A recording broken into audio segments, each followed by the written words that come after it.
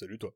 Aujourd'hui, on va aborder un sujet plutôt important pour ton entraînement au quotidien. Comment faire pour continuer à progresser au fil du temps, donc réussir à prendre en muscle, sans augmenter directement le poids sur la barre. Si pour une quelconque raison on ne veut pas, ou même on ne peut pas augmenter le poids, mais qu'on a quand même atteint les limites de ce qu'on peut faire, comment faire pour ne pas être bloqué? Ça peut te paraître être une question vachement spécifique, mais en fait, on doit tous y répondre un jour ou l'autre dans son entraînement. Et c'est essentiel de savoir quoi faire dans ce cas-là pour ne pas se mettre de bâton dans les roues, ou même ne pas se blesser. On va donc voir aujourd'hui les raisons pour lesquelles il faudrait parfois éviter de juste rajouter du poids sur la barre, et les alternatives que tu as à ta disposition pour tout ça. Abonne-toi BG. Commençons par un petit exemple pour illustrer la situation, parce que je vois que t'es pas encore super convaincu. Disons que dans ton programme, il y a du développé couché. Bon, jusque-là, c'est pas trop difficile à imaginer. Tu fais des petites séries à 100 kg, normal, et au fil des séances, tu rajoutes des répétitions, sur le modèle de la double progression dynamique, dont j'avais déjà parlé dans une autre vidéo. Donc tu passes progressivement de séries de 4 répétitions à des séries de 8 répétitions. Et donc par exemple, une fois que t'es arrivé à 3 séries de 8, qu'est-ce que tu fais? Normalement, dans cette situation, 99% des gens augmenteraient juste le poids. Et après, ils repartiraient pour des séries plus lourdes avec moins de reps, puis augmenteraient le nombre de répétitions, augmenteraient le poids sur la barre et rebelote. Mais parfois, l'option rajouter du poids est pas forcément une bonne idée, et d'autres fois c'est même tout simplement impossible. Mais quelles sont ces situations où il faudrait éviter de mettre du poids sur la barre? Déjà, ça peut être pour une question de dégradation de technique. Certains exercices deviennent très difficiles à faire correctement quand ça devient trop lourd, même quand la montée de poids est très minime. Par exemple, pour les push-down dans la poulie. Au bout d'un moment, c'est plus les triceps que tu vas le plus travailler, mais bien les abdos. Parce qu'ils vont devoir bosser de fou pour te maintenir droit et t'empêcher de partir avec le poids. Donc là, mécaniquement, ça devient très compliqué de monter en poids, et trouver d'autres options est préférable. Une autre raison valable, surtout quand tu commences à devenir plutôt fort, c'est pour mieux gérer ta fatigue. Quand t'es débutant, encore ça va. Ta force est bien en dessous des capacités de récupération de ton corps, donc tu peux y aller à fond très proche de ton max, plusieurs fois par semaine. Mais quand tu commences à faire des séries de 200 kg au soulevé de terre ou de 120 kg au développé couché, là tu commences à vraiment le sentir dans ta récupération. Parce que forcément les poids plus lourds fatiguent plus non seulement tes muscles, mais aussi tes tendons, tes articulations, et même ton système nerveux dans sa totalité. Donc pour réussir à maintenir une bonne fréquence d'entraînement, et pas te sentir fatigué H24, trouver des moyens de rendre ton entraînement efficace malgré des poids pas trop lourds, ça devient très utile. Et c'est surtout bien quand ton objectif c'est pas de prendre de la force sur un mouvement précis, mais juste de prendre du muscle. Là, peu importe le poids que tu soulèves, au final le but c'est d'apporter du stimulus au muscle. Ça peut aussi être tout simplement pour gagner du temps. Parce que je pense qu'on est tous passés par là, devoir s'échauffer pour faire de lourds squats. On commence par des petits échauffements dynamiques, puis on fait des squats au poids du corps, puis à 20 kg, 60 kg, 80, 100, 120, 130, 140, et enfin là c'est bon, on peut commencer à faire ses vraies séries. Sauf que super, ça fait déjà 1h30 qu'on est à la salle. Donc soulever moins lourd, ça veut aussi dire gagner beaucoup de temps sur ces échauffements. Et ça j'ai pas besoin de te dire pourquoi c'est cool. Et ensuite, il y a des cas où on est juste totalement empêché de monter en poids. Que ce soit parce que tu t'entraînes dans un home gym, dans une salle un peu petite et un peu pétée, ou alors parce que tu fais du street workout. Dans tous les cas, on n'a pas accès à des poids illimités comme à la salle. Et quand on utilise le maximum de poids qu'on a à sa disposition, bah c'est mort, on peut juste plus en rajouter. Et donc c'est là qu'on est forcé de trouver des alternatives. Et ça peut aussi être pour des raisons de sécurité. Si t'as un rack un petit peu nul de chez Decathlon qui supporte que 80 kg maximum, tu vas pas tenter ta chance à des barres de 200 kg, juste pour finir écrasé dans ton garage. Donc pour toutes ces raisons, liées soit à une situation spécifique, à une envie particulière, ou juste à la force des choses, il faut savoir quoi faire quand augmenter le poids n'est pas une option.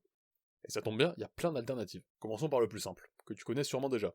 Augmenter le nombre de répétitions que tu fais par série. Si t'arrives à faire 8 répétitions à 100 kg, certes, tu peux monter à 105 kg et faire des séries de 4 ou 5 reps, mais t'es loin d'être obligé de faire ça. Tu peux aussi continuer à faire des séries de 100 kg jusqu'à l'échec.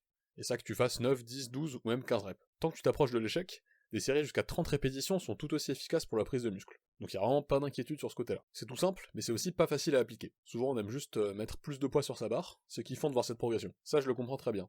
Mais il faut aussi bien y réfléchir. C'est pas toujours le bon choix. Et ça devrait même sûrement être le dernier choix.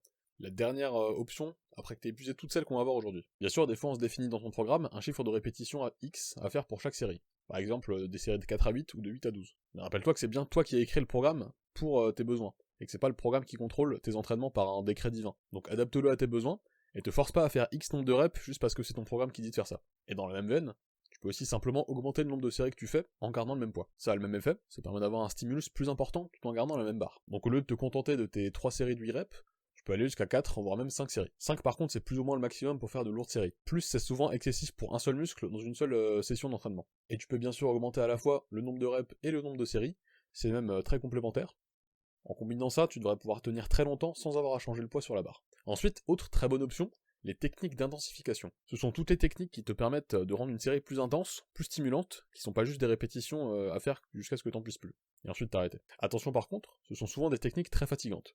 Donc à utiliser avec modération. Souvent juste sur la dernière série de ta journée pour ce muscle. On va aborder deux techniques aujourd'hui.